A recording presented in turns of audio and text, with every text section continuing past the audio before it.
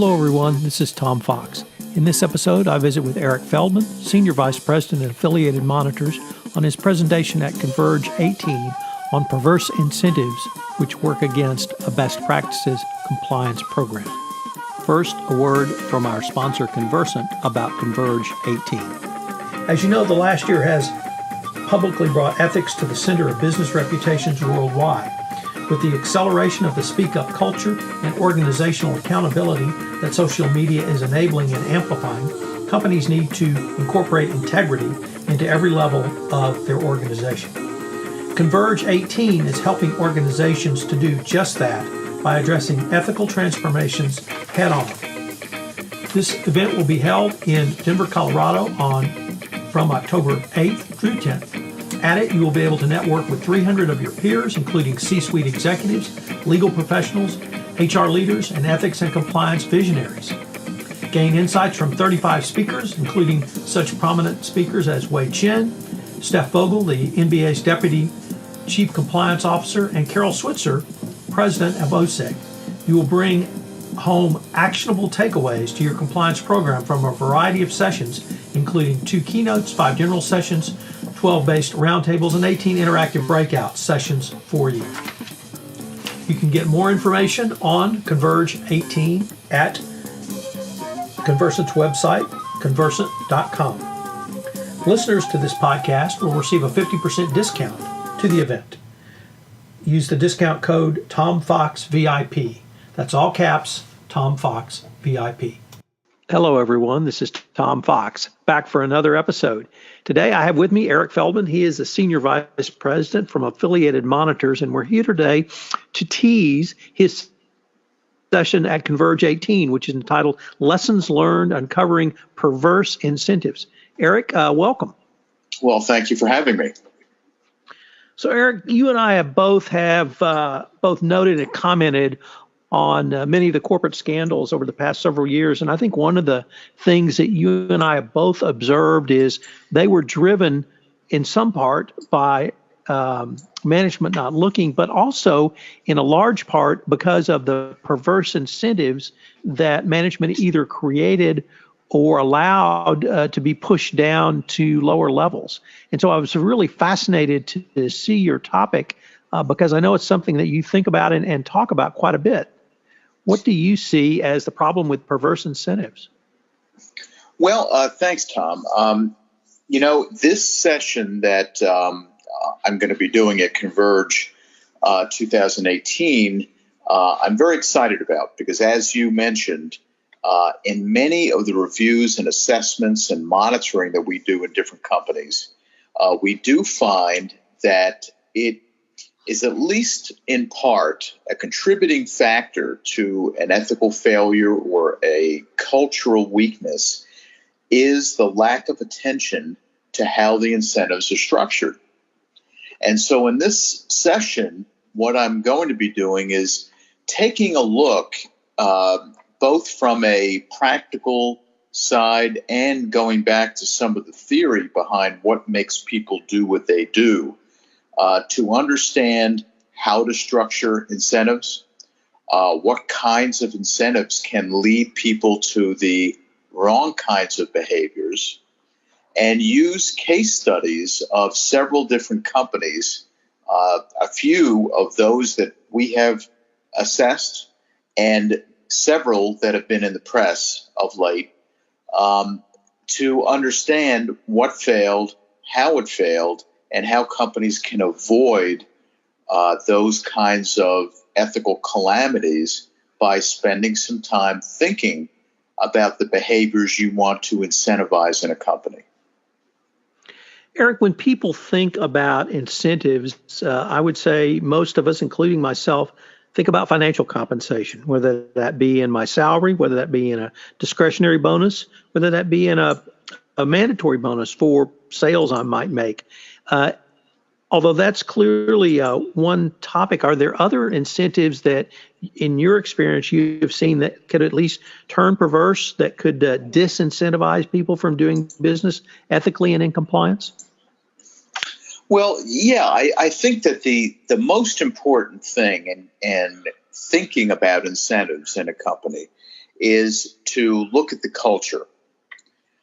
You have to think about the culture first, because in my view, ethical culture is a foundational internal control without which all the other controls, financial and otherwise, are just not going to work.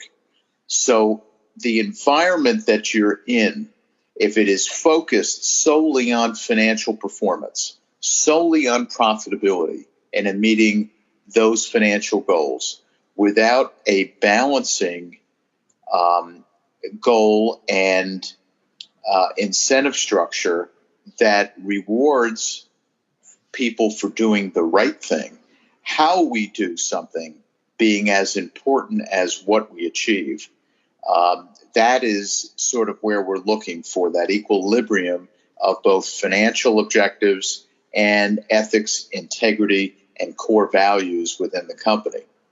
We look at incentives in a number of different ways. It certainly is the financial. It has a lot to do with your bonus structure. That tells you an awful lot about a company. But also looking at promotions. Who gets promoted?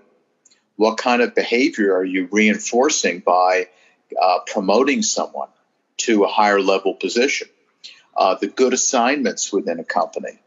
Are those going to people who have demonstrated that they are behaving in a manner that's consistent with the company's core values? And then it gets to the performance appraisals. To what extent is performance management and the whole performance management system, does it include measurements relating to not just financial achievement, but how we do the work? Eric, one of the things I've heard you consistently talk about is what I would call institutional justice, but it might be institutional fairness, all wrapped around the context of corporate culture. But it seems to me you just drew a direct line between incentives and institutional fairness all the way to corporate culture. Did I get that right?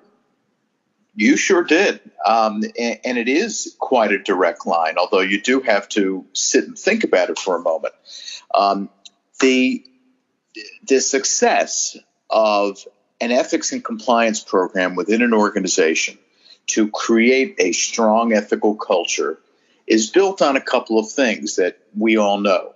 The real fundamentals of tone at the top and leadership commitment starts there. Then you have mood in the middle, buzz at the bottom. Those are the things that help to create through messaging and behavior the right kind of ethical environment.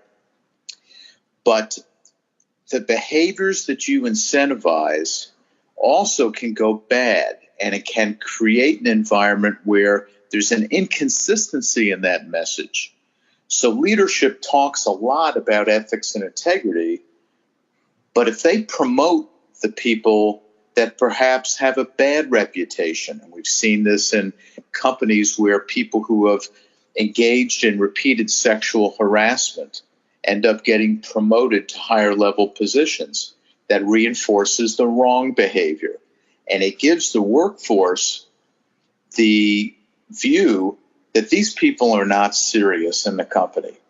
And you lose credibility. The program itself loses credibility without consistency and fairness to ensure that both in terms of who is positively incentivized, but also who is disciplined.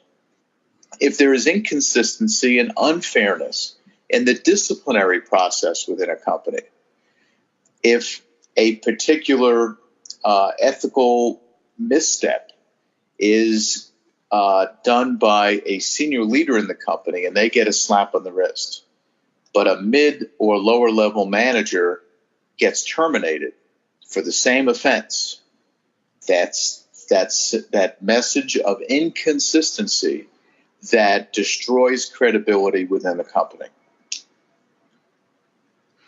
Well, Eric, unfortunately, we're near the end of our time, but I've been visiting with Eric Feldman, the Senior Vice President of Affiliated Monitors, and he's been highlighting some of the topics that he will speak about at CONVERGE 18 on his presentation on lessons learned, uncovering Perverse Incentives. Eric, thank you.